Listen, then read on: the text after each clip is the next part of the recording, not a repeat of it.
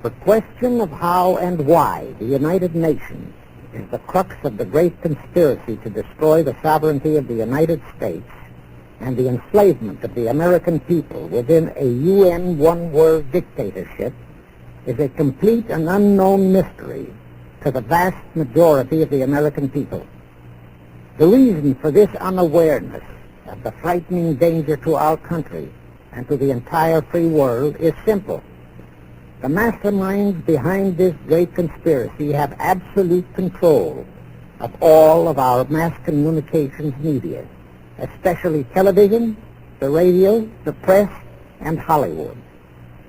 We all know that our State Department, the Pentagon, and the White House have brazenly proclaimed that they have the right and the power to manage the news, to tell us not the truth, but what they want us to believe.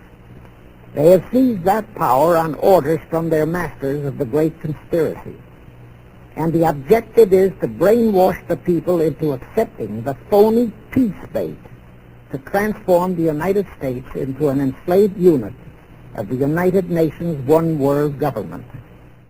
Now then, this satanic plot was launched back in the 1760s when it first came into existence under the name of the Illuminati.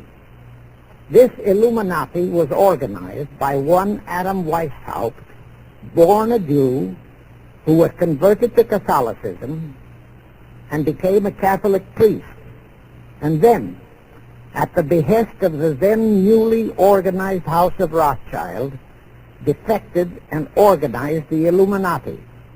Naturally, the Rothschilds financed that operation. And every war since then, beginning with the French Revolution, has been promoted by the Illuminati operating under various names and guises. I say under various named guises because after the Illuminati was exposed and became too notorious, Weishaupt and his co-conspirators began to operate under various other names. In the United States, immediately after World War I, they set up what they called the Council on Foreign Relations, commonly referred to as the CFR. And this CFR is actually the Illuminati in the United States. And its hierarchy, the masterminds in control of the CFR, to a very great extent are the descendants of the original Illuminati conspirators.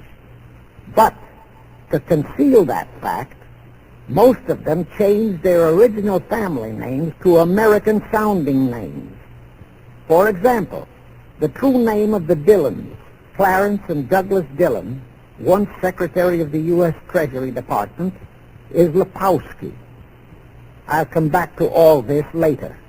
There is a similar establishment of the Illuminati in England, operating under the name of the British Institute for National Affairs.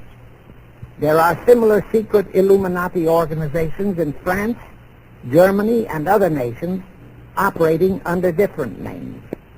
And all these organizations, including the CFR, continuously set up numerous subsidiary or front organizations that are infiltrated into every phase of the various nations' affairs. But at times, the operations of these organizations were and are masterminded and controlled by the internationalist bankers, who in turn were and are controlled by the Rothschilds. The details of how they accomplished the setting up of the CFR in the United States, as also in the other nations, are far too voluminous to be described in this dissertation.